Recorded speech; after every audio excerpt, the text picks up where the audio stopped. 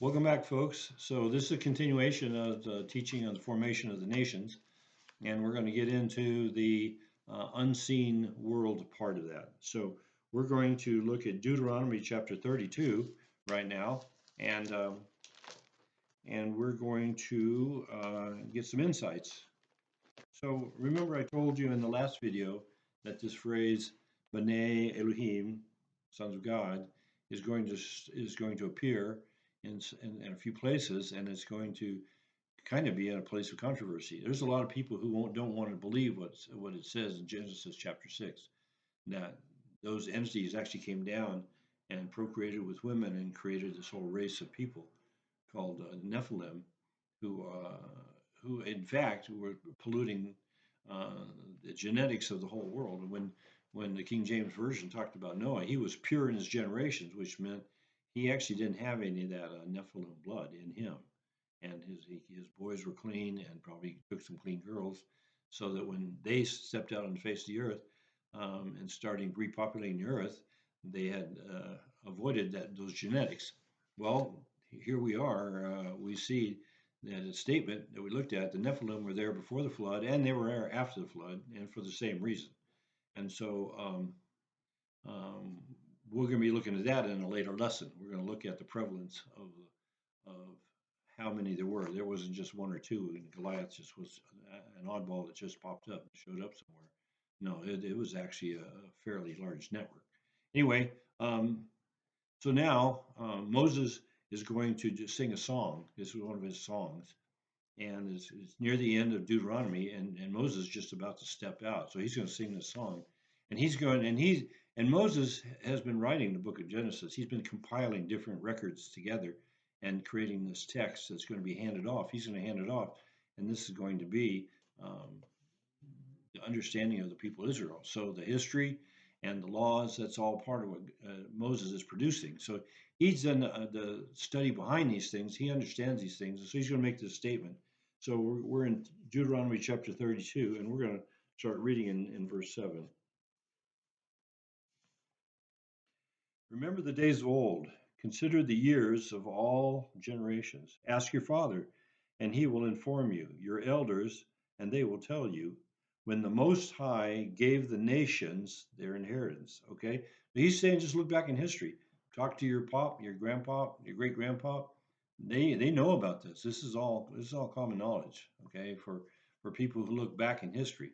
Well, common knowledge about history is not that common anymore because we don't look back at history and spend the time studying it and try to understand it. So this is one of the points he's going to make that comes out of that historical account. When the Most High gave the nations their inheritance, when he separated the sons of man, he set the boundaries of the peoples according to the number of the sons of God. Whoa, we got some kind of huge revelation here. So God's very specifically picked out the people who were going to start the nations, and there's 70 of them. Okay, and he accounted to them um, according to the number of the sons of God. Now, there's some kind of correlation going on there. The nations and the sons of God are associated with one another. Now, to me, I don't find this in the Bible, but this is God talking to me. Divide and conquer. So before, when they were all united, they wanted everybody to be in one great big one world order, and somehow they were going to thwart the will of God by that. Well, there's still people on this earth trying to do that very thing, but it's so hard to put the nations back together because they're so different now.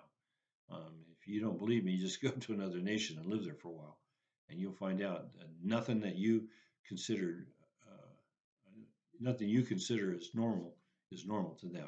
So, so I've lived a considerable time in Japan. I've lived also considerable time in Mexico, and I can tell you for a fact that those people value different things differently than we do. So, so he says here right plainly, he said it according to the number of the sons of God. But here's his declaration: for the Lord's portion is his people. Jacob is the allotment of his inheritance. Okay, so here we go. We got all these little tribes, okay, and they're getting bigger and bigger right along, okay, And God says, okay, you get that one, you get that one, you get that one, you get that one. Okay, now they're overseeing them, and we're going to see how that works out. But God says, I'm taking this one over here. And we're going to look, it won't be in this lesson, but farther down the road when we look at election again, we're going to see why Jacob is elected. God said, okay, you guys have your nation. I'm going to have my nation, and my nation is just one guy, Jacob. And I'm going to turn him into a nation. Okay. And then out of that nation, I'm going to do some stuff. Okay. So that's the point of what God is doing here. Okay. In the Song of Moses, that Jacob has not gone off the rails yet. And so there's still that potential that he's going to fulfill God's calling for his life. Okay. And the people of Jacob. Okay. So then now we're going to jump to verse 15 and 16, 15 and 17. But Jeshurun, which is another word for Jacob, he grew fat and kicked. You are grown fat and thick and sleek. Then he forsook God, who made him, and scorned the rock of his salvation. They made him jealous with strange gods. With abominations they provoked him to anger. They sacrificed to demons, who were not God, to gods whom they have not known, new gods who came lately, whom your fathers did not dread. Well, this is crazy. Okay. So he's rescued them from Israel, and now they've been marching around in the wilderness for 40 years. Well, it turns out as they left with the Egyptians, they took Egyptian gods. They ran across these other people with their own gods, and they're adopting gods left and right. And they don't like God, the God that we're worshiping, that we worship, and what this channel is all about. No, they like the stuff the other people are doing, and God's is making note of it here. They haven't even gone into the promised land, and they're already uh, deviating from the way. Okay, so let's see. Now we're going to look at verse 21. For they have made me jealous, which with what is not a God. They have provoked me to anger with their idols. So I will make them jealous with those who are not a people. I will provoke them to anger with a foolish nation. So he's already looking down the road. He's looking hundreds of years down the road, exactly. And and these are the things that are going to happen. Why? Because he sees their heart, and their heart is going astray, and they're not loyal to him in the way they should be loyal. And so he sees these things, and that's what Moses is making note of as he sings this song. Okay, then we're going to jump to verse 36 and 39. Um, for the Lord will vindicate his people. He will have compassion on his servants when he sees that their strength is gone and there is none remaining, bond or free. And he will say, where are their gods, the rock in which they took refuge, who ate the fat of their sacrifices and drank the wine of their libation? Let them rise up and help you. Let them be your hiding place. So God is looking now far into the future and say, hey, you're in another place. You don't even know who I am. And you're doing all these religious things to entities that are not me. And so at this point in your history, which is, from the future, from this, God is speaking prophetically, they're already three sheets to the wind. They don't have a clue what's going on. I mean, they are totally lost. And then he's going to make the statement, see now that I am he, and there is no God besides me. It is I who put to death and give life. I have wounded, and it is I who heal, and there is no one who can deliver from my hand. So, and it goes on in that same kind of language. But I want to really focus on it. There is no God besides me. So the word God here, there's no God besides, is an office. It's not a person. It's an office. It's an office. I will be your God, and you will be my people. That's a statement God makes over and over in the scriptures. It's what he wants everything to go to in his direction of the world.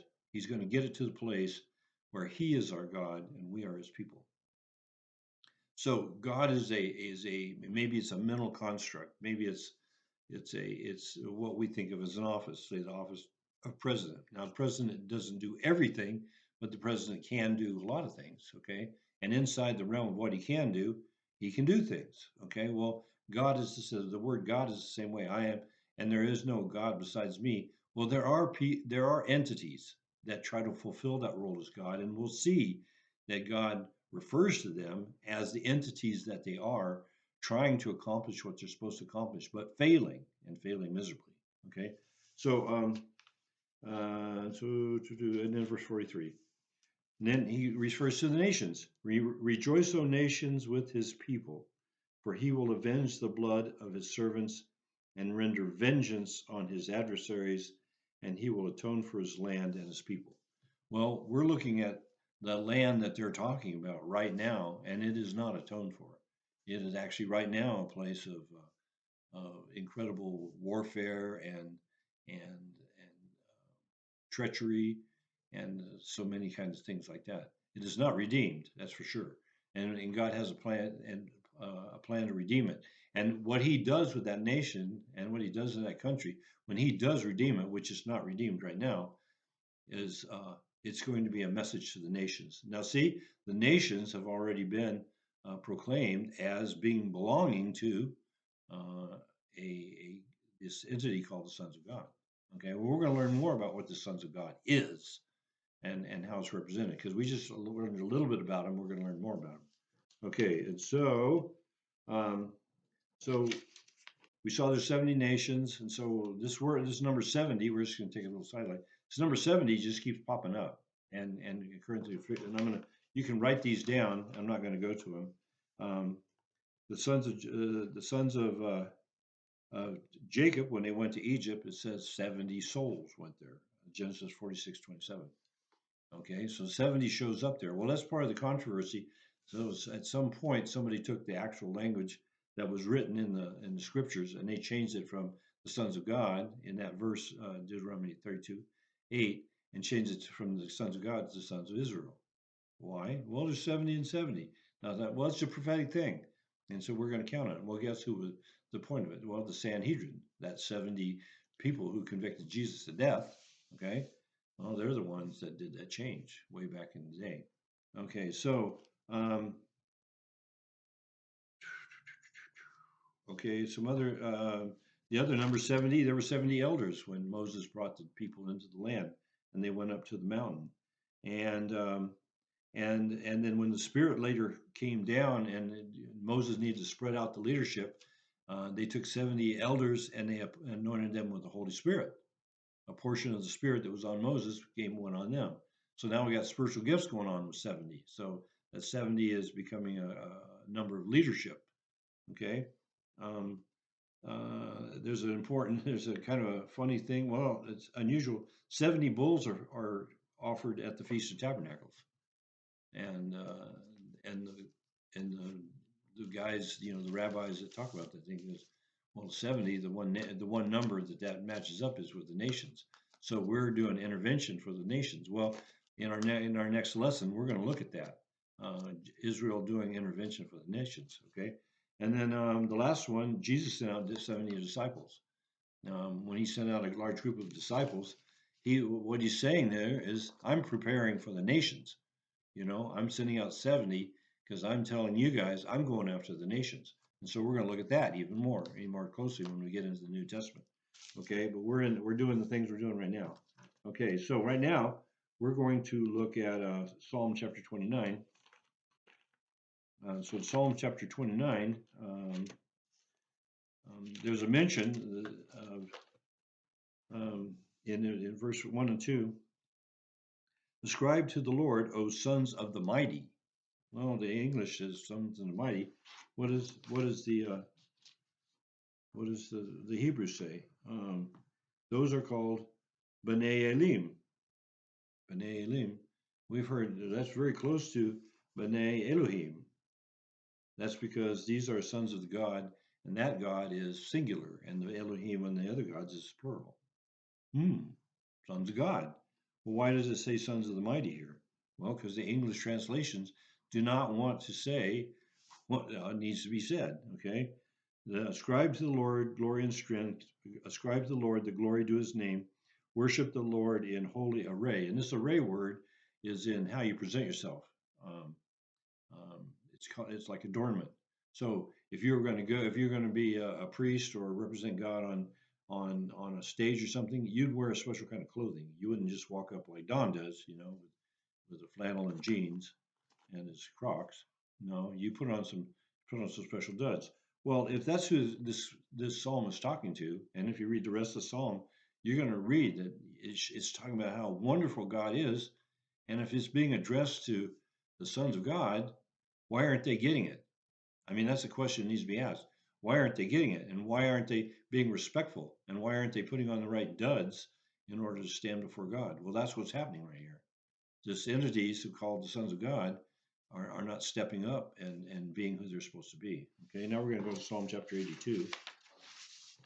Okay, in Psalm chapter 82, um, again, um, we're going to have to dig right down to the original language to get the reality of what's going on here.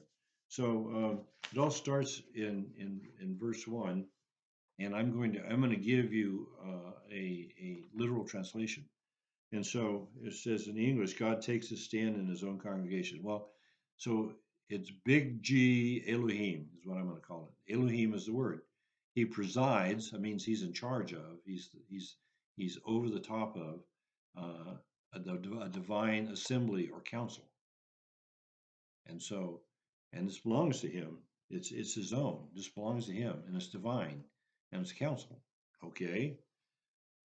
And it says, and he judges in the midst of the rulers in my English version, but it says in Hebrew, he renders judgment among the small g Elohim.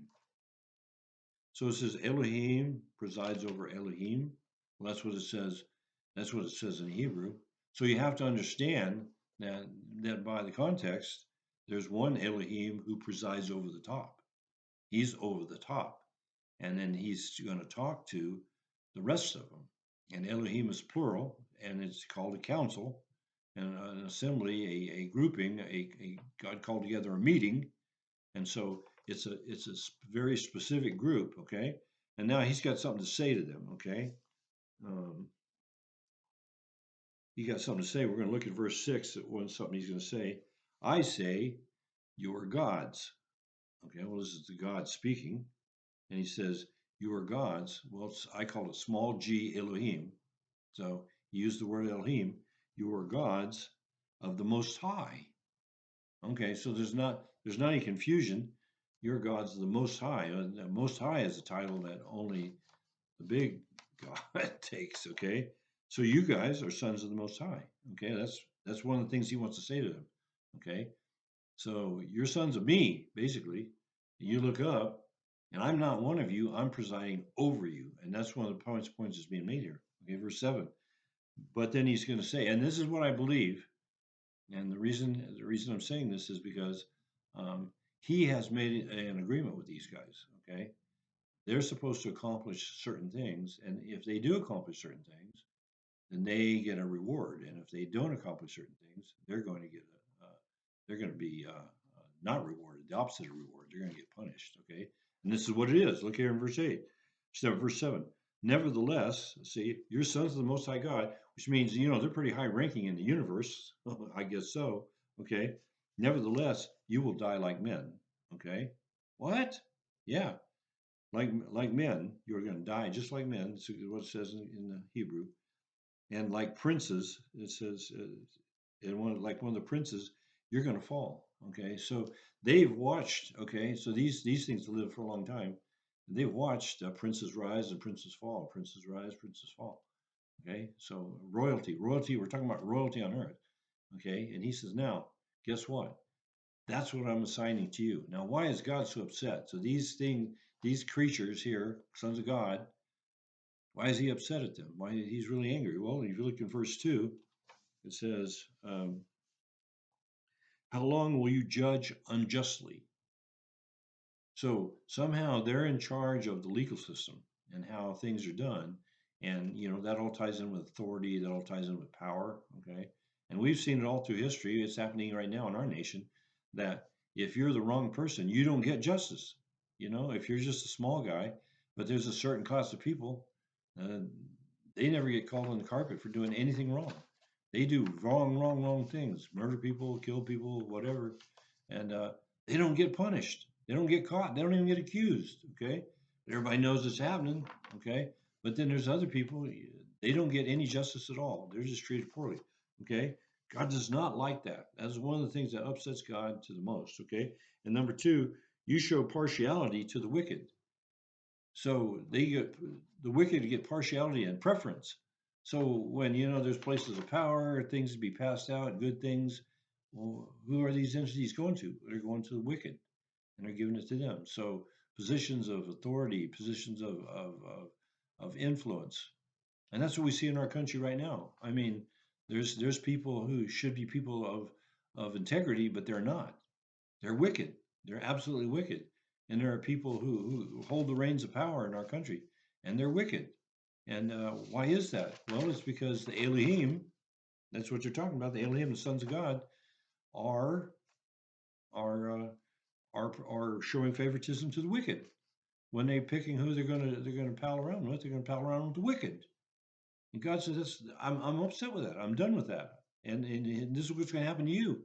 You know, you should be like the angels that never die. Jesus talked about that. The angels never die. Guess what? You guys are all going to die just like people, and you're all going to go down just like the princes of the earth. You're going down, is what he's saying. He's talking strong language here, folks. Okay, so look at verse 8. Arise, O God, and judge the earth, for it is you who possess all the nations. Well, we just saw Moses said, hey, I just passed all these nations out to you guys. Okay, you guys take care of them. But now he's calling them to task and say, hey, you guys did a crummy job. I gave it to you to do a good job, and now you're doing a crummy job, and I'm taking it away from you, and I'm coming back. I'm coming back. It's not going to happen on the day that this was written. It's coming down in the future. In fact, if you want to see it, read Revelation chapter 11, verse 15. It says, and now the kingdoms of the earth have become the kingdoms of our God. There, that verse in Revelation, after the seventh trumpet, God says, I got it, man. I'm taking it now. There's going to be no contest. But up until that time, there's a little bit of wrestling going on here because God apportioned this out and he probably put a time thing on the contract. So that's how God is. He's very fair. Okay.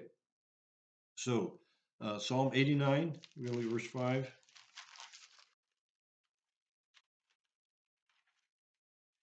Psalm 89, look at verse 5. And the heavens will praise your wonders, O Lord, your faithfulness also in the assembly of the holy ones. Here we are talking about that assembly again, a council. And they're called, in this one, they're called holy ones, which is the word kadosh. Okay. And they put the I am on the back because it's a direct object. Kadosh is an adjective, but this is a noun, so they have to put the direct object thing on it. So the holy ones is how it's translated, and that's a good translation. You're the holy or the sacred ones, or the sanctified ones. Okay. Now to be sanctified, you're set aside for a certain purpose. You don't. It doesn't mean your nature is naturally holy. It means you were set aside to do a holy thing. Okay. That's the point. That's the point of why you were done, so you would do a holy thing. Well, these guys obviously were appointed to a holy place, but they're not doing holy things. Okay, we saw that in Psalm 82. So, for okay, okay, for who in the skies? That's actually the word clouds. Okay, because God rides on the clouds. For who in the clouds is comparable to the Lord? And who among the sons of the mighty is like the Lord? Okay, well, what's this word, sons of the mighty? Let's look at what it says in Hebrew. Ben Elim. Well, we've seen that before in Psalm chapter 29. It's the sons of God again. Okay, so now we know the sons of God are part of this council. Okay, and in verse 7, a God greatly feared in the council of the holy ones. So he's done this little thing, just told us the sanctified ones who are appointed for a sanctified purpose are the sons of God. Okay, this little thing is there for us to teach us. Okay, and so now we've learned. Okay, Psalm chapter 96, verse 4 and 5, he talks about that again. It says 96, 4 and 5. For great is the Lord and greatly praised. He's to be feared above all gods. Okay, so there's a group of entities out there. They're going to walk around carrying the name God, maybe a little nameplate on them that says gods. For all the gods of the peoples are nothing but idols or false. We're going to see false in the next verse. But the Lord made the heavens. Okay, So God made all that stuff. They didn't make nothing. In fact, the next time we look at this, we're gonna see that God calls out these Elohim who never made a thing. They didn't do any part of creation. And we know if we go up to the book of John, that Jesus was the one who was doing all that. So, okay, now we're going to look at Jeremiah chapter 2, verse 11. Um, and God asks this question. Okay, he's talking to Jeremiah about the spiritual condition of his people. And here's a question he wants to ask. Okay, has the nation changed its gods when they were not doing the job of a god? Has that ever happened? Actually, it doesn't happen. You know what? Because they don't leave easily. If they get a little complaint here and there, that doesn't bother them. They don't go hide their head and walk away. No, it's a power struggle, and that's what they're there for, is to get that power. Okay. And when we see, and we'll see in another one we look at next week or next time, is that when one nation goes against another nation, it's a struggle between the gods. We see that in the story of Deborah. We see that in the story of, I think, Nebuchadnezzar's general. We see that in the story of Daniel. Okay, and so now these guys are all separated, and they're not all cooperating like they're trying to do at Babylon. Now they're fighting each other. Okay, um, so that's a point. And then we're going to finish with 1 Kings chapter 22. Just so this is the illustration of the fact that this goes on behind the scenes, and that's how these things. What we see is, we think it's all people things, and in reality, it's God things. Okay, so this is the story of Ahab and when he goes down. And so we're at 1 Kings chapter 22, verse 19 through 23. And Micaiah said, therefore hear the word of the Lord. I saw the Lord sitting on his throne, and all the hosts of heaven standing by him on his right and on his left. Okay, the hosts of heaven, that's how the Hebrews say all the entities that are in heaven. They're not all angels, they're not all Elohim. There's a bunch of different things. Okay, so everybody's right there. And the Lord said, so the Lord sitting on the throne, who will entice Ahab to go up and fall at Ramoth Gilead? And one said this and another said that. Okay. So the floor is open. Anybody got an idea? And God knows what he wants, but he's throwing it out there to see how the hosts are going to respond. Okay. And so then a spirit came forward and stood before the Lord and said, I will entice them. Okay. So the Lord said to him, how? And he said, I will go out and be a deceiving spirit in the mouth of all its prophets. Then he said, you are to entice him and also prevail, go and do so. Do so. Now, therefore, behold, the Lord has put a deceiving spirit in the mouth of all your prophets, and the Lord has proclaimed disaster against you. Okay, so God showed this guy a little glimpse of what's going on in heaven. Okay, Ahab needs to go down.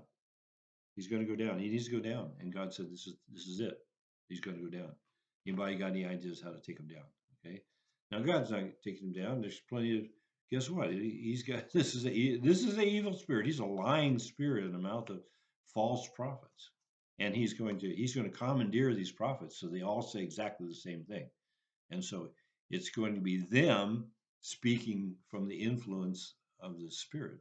So that gave you some kind of influence. So why is everyone together? When this last little pandemic came along, I said, why are all the leaders of the world all getting together on this? Well, it's because it all came from the same source, and they're just mouthing the words that are coming in their ears, and it's not coming out of their brains. It's coming in their ear and out their mouth. They're being told what to say by an entity, and we'll find out who that is later on. Well, God bless you all. I know this is challenging. I know it's moving really fast, but God bless you in this.